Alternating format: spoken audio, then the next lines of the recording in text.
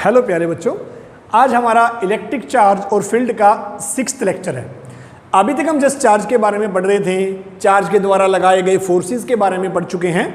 आज हम एक नया कंसेप्ट लेकर आए हैं और वो कंसेप्ट क्या है? इलेक्ट्रिक फील्ड है। ठीक है, एक्चुअल में इलेक्ट्रिक फील्ड क्या होता है समझिएगा उसे।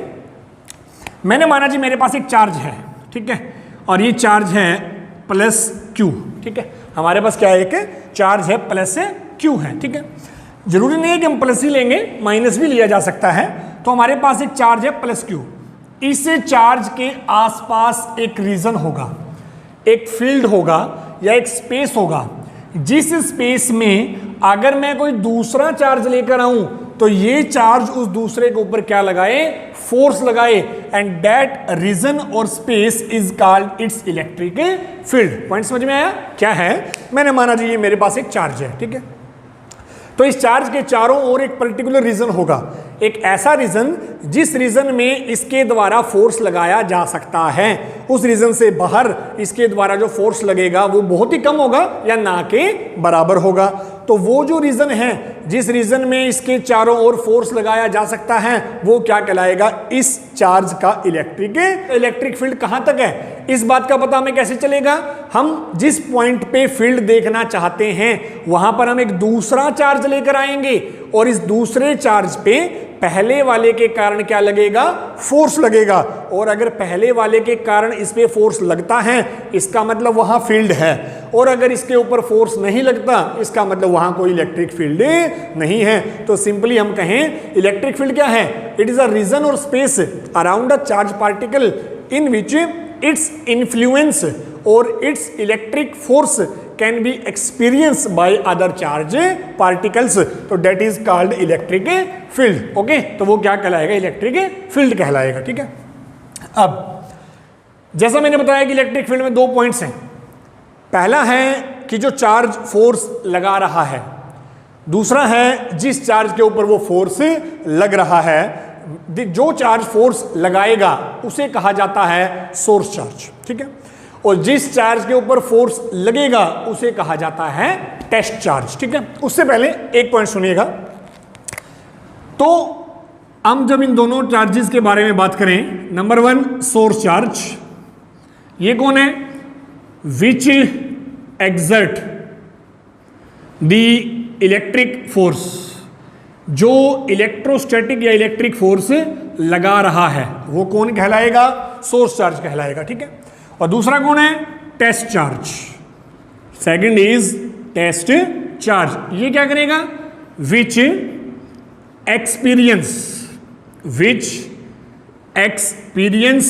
The electrostatic force. ठीक है, इसके ऊपर फोर्स लगेगा और इसके द्वारा फोर्स लगाया जाएगा। तो ये है सोर्स चार्ज और ये है टेस्ट चार्ज। ठीक है, अब सुनना जी, किसी भी चार्ज पार्टिकल के द्वारा दूसरे चार्ज पार्टिकल के ऊपर जो ये इलेक्ट्रोस्टैटिक फोर्स लग रहा है, ये कहता है कोई 1 स्टेप प्रोसेस नहीं है। यानी ऐसा नहीं है कि पहले चार्ज ने दूसरे पे डायरेक्टली फोर्स लगा दिया, नहीं, ये एक 2 स्टेप प्रोसेस है। मतलब पहले हम चार्ज है हमारे पास कोई, ये मेरे पास एक चार्ज है, दिस इज अ चार्ज, और कौन सा चार्ज? Source charge. ठीक है, ये क्या है? एक सोर्स चार्ज है। अब ये सोर्स चार्ज क्या प्रोड्यूस करेगा? इलेक्ट्रिक फील्ड प्रोड्यूस करेगा। ठीक है, ये सोर्स चार्ज क्या प्रोड्यूस करेगा? Electric field. और इस इलेक्ट्रिक फील्ड के कारण फिर क्या लगेगा? टेस्ट चार्ज के ऊपर फोर्स लगेगा, फोर्स ऑन टेस्ट चार्ज। होगी ना 2 स्टेप की प्रोसेस। पहले प्रोसेस में क्या हुआ? इलेक्ट्रिक फील्ड क्रिएट हुआ, और दूसरे प्रोसेस में क्या हुआ? इस इलेक्ट्रिक फील्ड के कारण टेस्ट चार्ज में क्या लगा? फोर्स लगा। तो this is the source charge, electric field and the force on a test charge. इसका मतलब सोर्स चार्ज के द्वारा जो फोर्स लगाया जाएगा वो कैसी प्रोसेस होगी? एक 2 वे प्रोसेस होगी। ठीक है, समझेंगे इसको जरा। मैंने माना जी ये एक चार्ज है, चार्ज का मैग्नीट्यूड है प्लस Q। ठीक है, चार्ज का मैग्नीट्यूड क्या है? Plus Q। इसके आसपास क्या होगा? फील्ड होगा। ये मैंने माना एक टेस्ट चार्ज है, बहुत ही छोटा सा। ठीक है, क्या है? एक टेस्ट चार्ज। छोटा क्यों नहीं ये भी बताया जाएगा आपको। ये एक सोर्स चार्ज है, ये एक टेस्ट चार्ज है, ये भी पॉजिटिव है, ये भी पॉजिटिव है। जब ये वाला सोर्स चार्ज इसके ऊपर फोर्स लगाएगा तो उस फोर्स की डायरेक्शन कुछ ऐसे होगी, फोर्स की डायरेक्शन कुछ ऐसे होगी। ठीक है, अब मैंने माना जी again we have a source charge with negative polarity and again a test charge with positive polarity.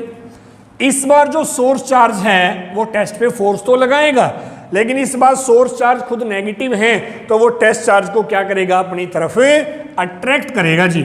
इसका मतलब इस बार फोर्स की डायरेक्शन ये हुई। ठीक है, हम इलेक्ट्रिक फील्ड की डायरेक्शन निकालना चाहते हैं, ना कि फोर्स की। सुनिएगा, सोर्स चार्ज के द्वारा टेस्ट चार्ज पे फोर्स लगा इस डायरेक्शन में, सोर्स चार्ज के द्वारा टेस्ट चार्ज पे फोर्स लगा इस डायरेक्शन में, तो ये जो टेस्ट चार्ज के ऊपर लगने वाले फोर्स की डायरेक्शन है यही हमें क्या बताती है, इलेक्ट्रिक फील्ड की डायरेक्शन बताती है। ठीक है, इसका मतलब जिस भी डायरेक्शन में टेस्ट चार्ज सोर्स चार्ज के द्वारा लगाए गए फोर्स के कारण मूव करेगा तो that is the direction of electric field, वही क्या होगी, इलेक्ट्रिक फील्ड की डायरेक्शन होगी, यानी द डायरेक्शन ऑफ फोर्स।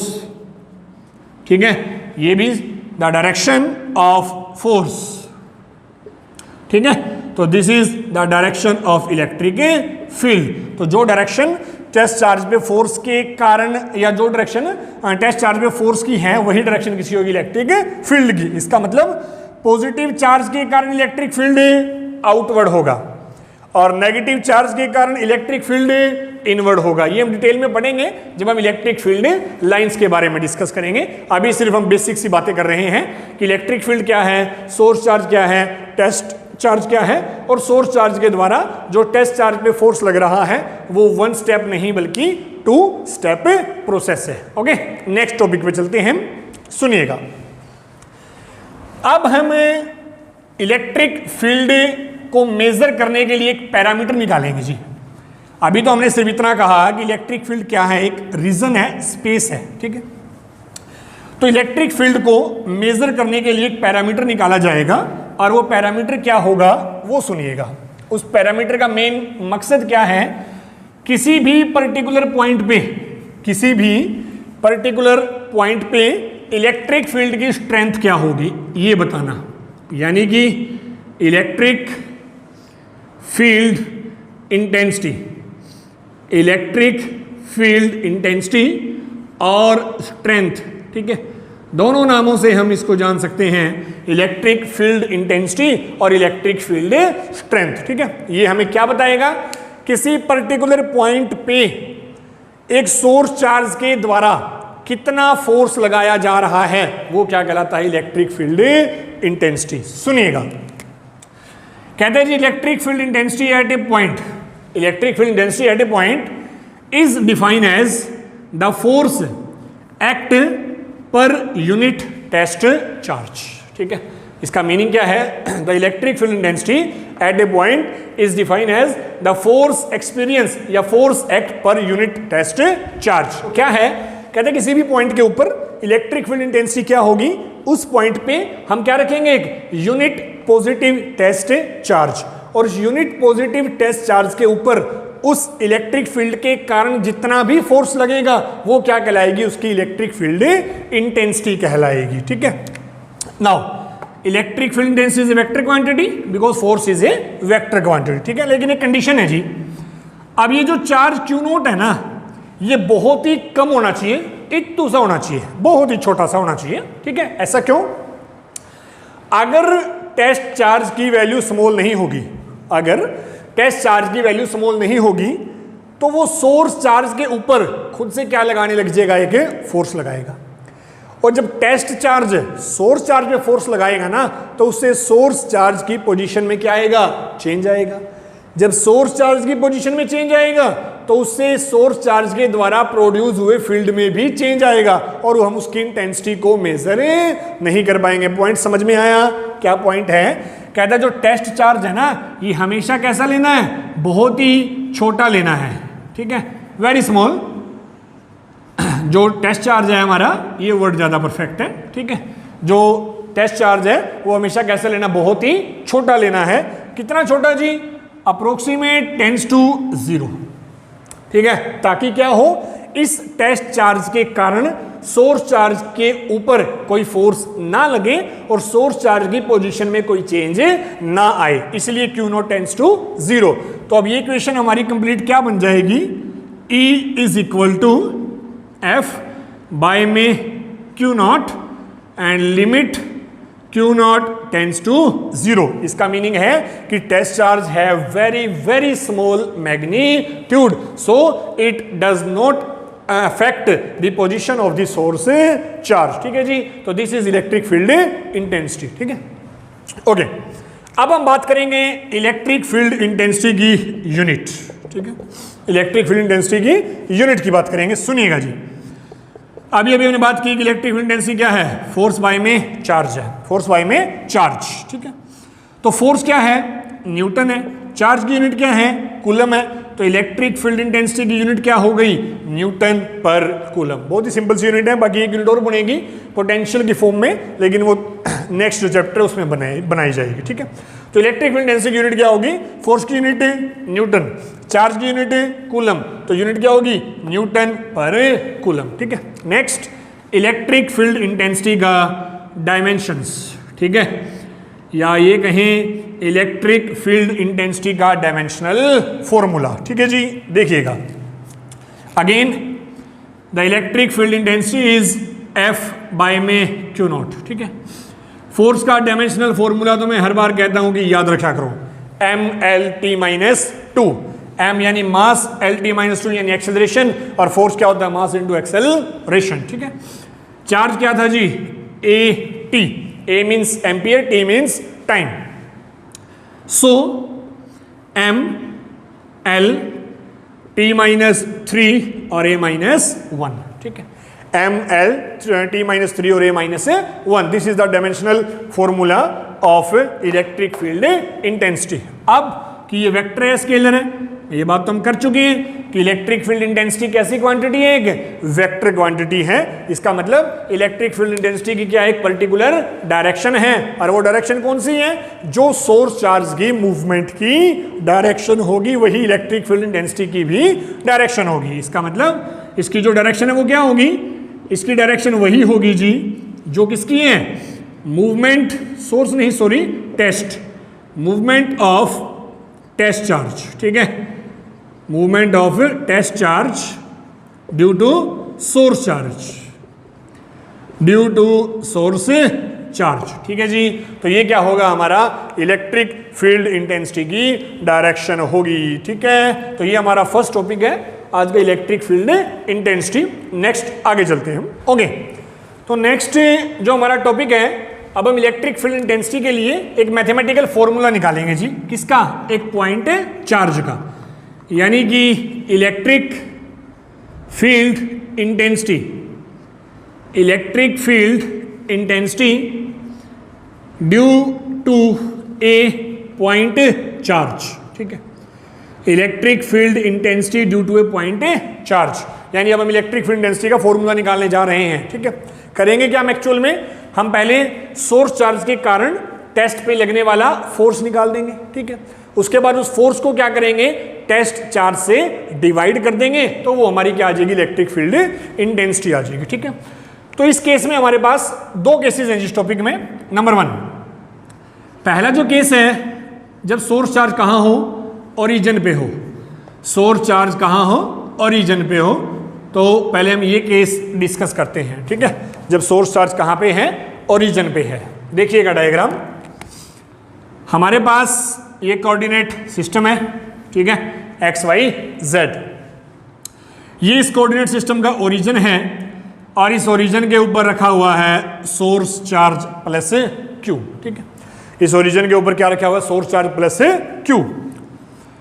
अब ये हमारा ऑब्जर्वेशन पॉइंट है P, ठीक है। ऑब्जर्वेशन पॉइंट का मतलब जहां पर हमें electric field intensity find out करनी है, ठीक है। मतलब ओरिजिन पे क्या है, हमारा सोर्स चार्ज है प्लस क्यू, ओरिजिन पे कौन है, हमारा सोर्स चार्ज है, ठीक है। और P क्या है, हमारा ऑब्जर्वेशन पॉइंट है, P is our observation point where electric field intensity is to be find out, ठीक है, यानी P ही वो पॉइंट है जहां हमें electric field intensity find out करनी है। जैसा हमने लास्ट पॉइंट डिस्कस किया था कि जिस भी पॉइंट पे इलेक्ट्रिक फील्ड इंटेंसिटी निकालनी है वहां क्या रख दो, एक टेस्ट चार्ज रख दो, ठीक है, वहां क्या रख दो, एक टेस्ट चार्ज। तो मैंने यहां क्या रख दिया, एक टेस्ट चार्ज रख दिया Q0, ठीक है। जिस भी पॉइंट पे इलेक्ट्रिक फील्ड इंटेंसिटी निकालनी है वहां क्या रख दो, एक टेस्ट चार्ज। क्यों? क्योंकि मैं सोर्स के कारण इस पे फोर्स निकालूंगा, उसके बाद फोर्स को टेस्ट चार्ज से डिवाइड कर दूंगा तो वो क्या आ जाएगी, इलेक्ट्रिक फील्ड इंटेंसिटी। आप देखिएगा सोर्स चार्ज और टेस्ट चार्ज के बीच का डिस्टेंस मैंने मान लिया r, ठीक है, वेक्टर है तो दिस इज r वेक्टर, ठीक। अब हम फोर्स निकालेंगे Q0 के ऊपर due to Q। So the force on Q0 due to plus Q, ठीक है, तो ये फोर्स आएगा 1 बाय में 4 पाई एप्सिलॉन नॉट, या K लिख सकते हैं हम इसको, Q0 बाय में R का स्क्वायर, ठीक है। ये आया हमारा फोर्स सिर्फ मैग्नीट्यूड की फॉर्म में। ये जो फोर्स है वो सिर्फ किसकी फॉर्म में है, मैग्नीट्यूड की फॉर्म में। अगर हम इसे वेक्टर फॉर्म में निकालना चाहें, वेक्टर फॉर्म में निकालना चाहें तो क्या चेंज होगा जी, F वेक्टर है तो एरो आ गई, 1 बाय में 4 पाई एप्सिलॉन नॉट, ठीक है। अब Q0 ये सब के सब तो हमारे एज इट इज आ जाएंगे और R का स्क्वायर। यहां पे आ जाएगा एक यूनिट वेक्टर, एक यूनिट वेक्टर, एक ऐसा यूनिट वेक्टर जो हमें किसकी डायरेक्शन बताएगा, फोर्स की डायरेक्शन बताएगा, दैट इज R कैप। ये बातें हम डिस्कस कर चुके हैं प्रीवियस लेक्चर्स में। तो this is the direction of force, ठीक है, ये फोर्स की डायरेक्शन है, R कैप आ चुका है, ठीक है। नाउ कोई भी यूनिट वेक्टर हो जी वो क्या होता है, vector by its magnitude, vector by its magnitude. इसका मतलब जो हमारा फोर्स का रिलेशन है इसमें R कैप की जगह हम ये पुट कर देंगे। ये चीजें हम कर चुके हैं ऑलरेडी प्रीवियस लेक्चर्स में। 1 बाय में 4 pi epsilon naught Q0 by में R की क्यूब, और ये बन गया जी R वेक्टर, ठीक है। ये हमारा क्या आया है, फोर्स। लेकिन हमें फोर्स नहीं चाहिए, हमें इलेक्ट्रिक फील्ड इंटेंसिटी चाहिए। तो इलेक्ट्रिक फील्ड इंटेंसिटी क्या होगी, यानी electric field intensity, electric field intensity यानी कि E, and this is equal to force by में Q0। यही तो फॉर्मूला था, फोर्स पर यूनिट टेस्ट चार्ज। अब देखिएगा फोर्स के फॉर्मूले में Q0 है, Q0, तो Q0 से Q0 क्या हो जाएगा, कैंसिल हो जाएगा, तो इलेक्ट्रिक फील्ड इंटेंसिटी आ जाएगा 1 बाय में 4 pi epsilon naught Q by में R की क्यूब और R वेक्टर। तो this is the final formula for electric field intensity due to point charge in vector form, ठीक है। ये वेक्टर फॉर्म में अगर आप सिर्फ और सिर्फ मैग्नीट्यूड की बात करें तो E is equal to 1 by 4 pi epsilon naught Q by में R का स्क्वायर। जो मेन यूज होने वाला फॉर्मूला वो तो हमारा ये होगा, ठीक है। 1 बाय में 4 pi epsilon naught Q by में R का स्क्वायर। जनरल यूज फॉर्मूला ये होगा, वेक्टर फॉर्म में ये हो जाएगा, ठीक है। तो नेक्स्ट टॉपिक पे चलते हैं। ओके, तो जो हमारा नेक्स्ट केस है, सेकंड केस, इस बार जो सोर्स चार्ज है हमारा वो ओरिजिन में नहीं होगा। When the source charge, when a source charge is not at origin, ठीक है। इस बार सोर्स चार्ज को ओरिजिन में नहीं रखेंगे, कोई चेंज नहीं करना कि कुछ ज़्यादा टिपिकल चीज़ है, कुछ भी नहीं है। ये चीज़ें हम सारी पढ़ चुके हैं। अभी जो हमने किया वो सिंपल वेक्टर फॉर्म थी। अब जो हम बात करेंगे उसमें इलेक्ट्रिक फील्ड इंटेंसिटी आएगी इन the terms of position vector, जैसे हमने फोर्स किया था ना, बिल्कुल वैसे ही, ठीक है। तो इस बार हमने दिस इज ओरिजिन और ये मैंने माना जी मेरा सोर्स चार्ज है प्लस Q, और इसका पोजीशन वेक्टर मैंने मान लिया R, ठीक है। इस बार यहां हमारा कहीं टेस्ट चार्ज है प्लस Q0, ठीक है, और इसका पोजीशन वेक्टर मैंने माना R0, ठीक। ये पॉइंट A है, ये पॉइंट B है। A इसके ऊपर फोर्स लगाएगा कुछ ऐसे, या इलेक्ट्रिक फील्ड कह सकते हो आप, ठीक है। इलेक्ट्रिक फील्ड की डायरेक्शन यही होगी ना जो सोर्स चार्ज की मूवमेंट की डायरेक्शन है, ठीक है। तो यही डायरेक्शन किसकी है, इलेक्ट्रिक फील्ड इंटेंसिटी की, ओके। तो ए के कारण बी पे या सोर्स चार्ज के कारण टेस्ट पे जो फोर्स लगेगा वो कितना लगेगा, एफ लगेगा, ठीक है। अब इस फोर्स की डायरेक्शन ये होगी, या ये कह सकते हैं इलेक्ट्रिक फील्ड इंटेंसिटी की डायरेक्शन ये होगी। अब हमें ये डिस्टेंस फाइंड आउट करना है ए से बी वाला। ये डिस्टेंस क्या होगा, this is are not minus R. ये कहां से आया, by using triangle law of vector addition, ठीक है। तो आर नॉट माइनस आर। अब देखते हैं जी, हमने क्या किया है, ए पॉइंट के ऊपर हमारा सोर्स चार्ज है प्लस क्यू, ठीक है। ए पॉइंट पे कौन है, सोर्स चार्ज। बी पॉइंट पे कौन है, बी पे हमारा टेस्ट चार्ज है, ठीक है। सोर्स चार्ज का पोजीशन वेक्टर कौन, आर।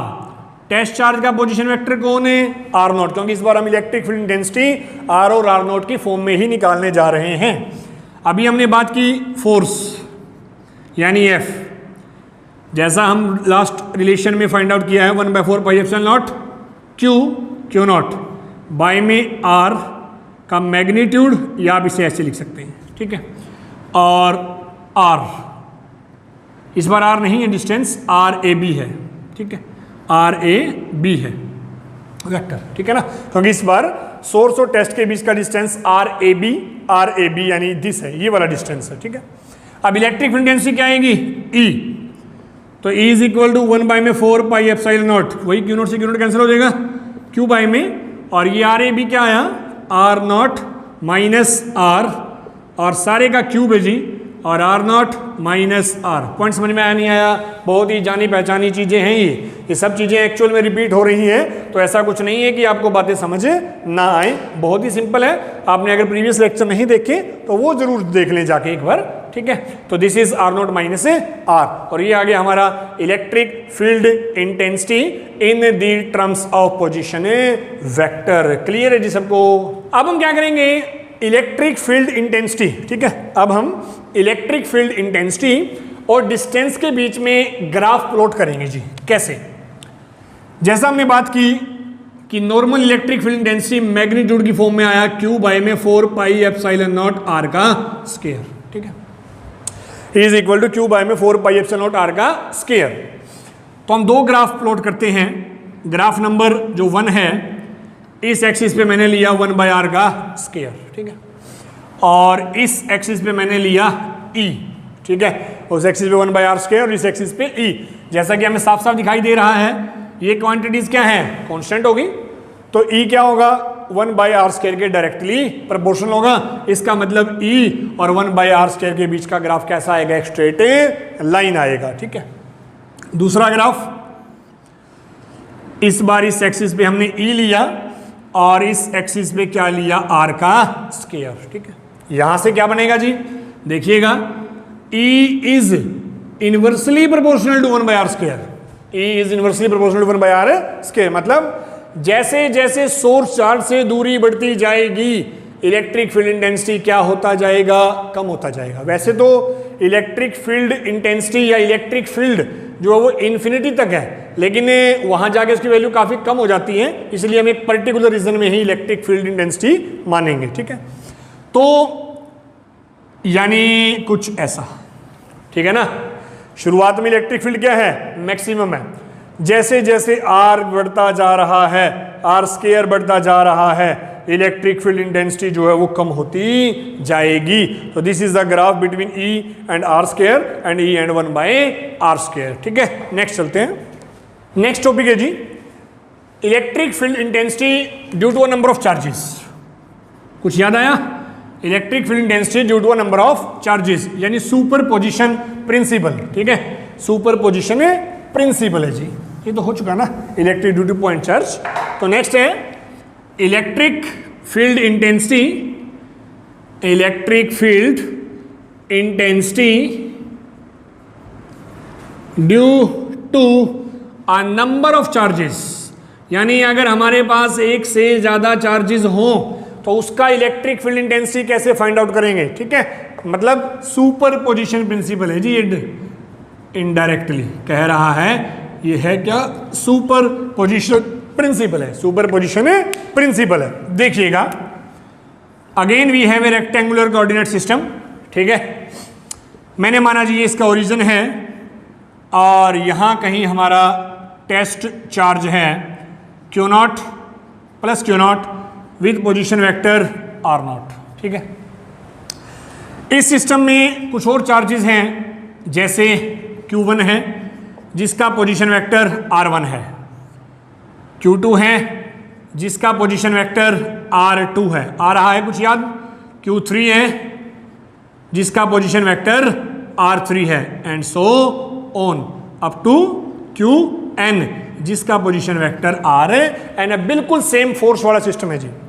हम क्या करेंगे, पहले Q1 वाले का इलेक्ट्रिक फील्ड निकालेंगे Q0 पे, Q2 वाले का निकालेंगे, पिछले टॉपिक से रिलेशन उठाएंगे डायरेक्ट, Q3 का निकालेंगे, Qn का निकालेंगे और सभी को आपस में ऐड कर देंगे, ठीक है। तो पहले मैंने माना जी इलेक्ट्रिक फील्ड इंटेंसिटी,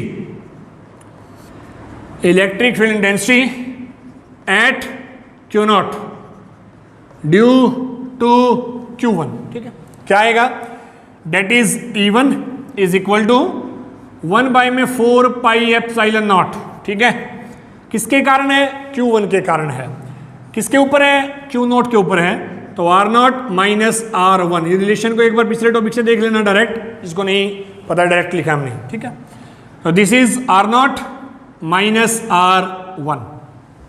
उसी तरह से सिमिलरली सेम वे में E2, तो E2 क्या हो जाएगा, वेक्टर से जी 1/4 pi epsilon not Q2 divide में R0 माइनस R2 सारे का क्यूब और R0 माइनस R2, ठीक है। उसी तरह से E3 अप टू En, तो सभी को लिखने का कोई फायदा नहीं है, तो हम डायरेक्ट लिखते हैं जी 1/4 pi epsilon not Qn by में R0 माइनस Rn क्यूब और R0 माइनस Rn, ठीक है। ये मैग्नीट्यूड है, ये वेक्टर है, ये ध्यान रखना, ठीक है।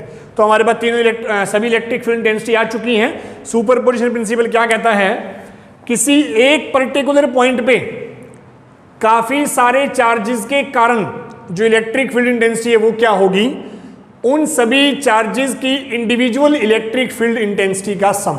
बात समझ में आ रही है, किसी एक पॉइंट पे काफी सारे चार्जेस के कारण इलेक्ट्रिक फील्ड इंटेंसिटी क्या होगी, उन सभी इंडिविजुअल चार्जेस की इलेक्ट्रिक फील्ड इंटेंसिटी का वेक्टर सम होगी, ठीक है, वेक्टर सम होगी। तो सभी को ऐड कर देते हैं, hence the total electric field intensity, so total electric field intensity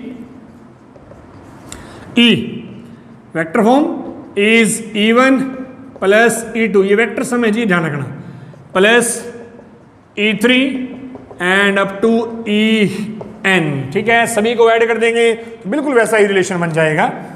तो ये आया जी हमारा Q1 बाय में 4 pi epsilon not R0 minus R1 magnitude R0 minus R1 vector, ठीक है। उसी तरह से सबके लिए लिख देंगे अप टू N, तो हम सिर्फ 2 लिखते हैं, बाय में 4 pi epsilon not magnitude R0 minus R2 इसका क्यूब, और ये क्या हो गया जी R0 माइनस R2 हो गया अप टू N, ठीक है। अब जो कुछ कॉमन आ रहा है उससे बाहर लेते हैं, बाकी को अंदर। So electric field intensity actual में कॉमन सिर्फ क्या आया, 1/4 पाई एप्सिलॉन नॉट, बाकी सारी टर्म्स को हम समेशन की फॉर्म में लिख देते हैं, QI बाय में R0 माइनस RI सारे का क्यूब और R0 माइनस RI, ठीक है, R0 minus RI and I have value 1 to N, ठीक है। और ये हमारा जी final statement for the superposition principle. Okay, तो आज के लेक्चर में सिर्फ इतना ही, बाकी पॉइंट्स हम नेक्स्ट लेक्चर में डिस्कस करेंगे। अगर आपको लेक्चर पसंद आया तो आप चैनल को सब्सक्राइब करें, वीडियो को ज़्यादा से ज़्यादा शेयर करें और लाइक करें। Thank you.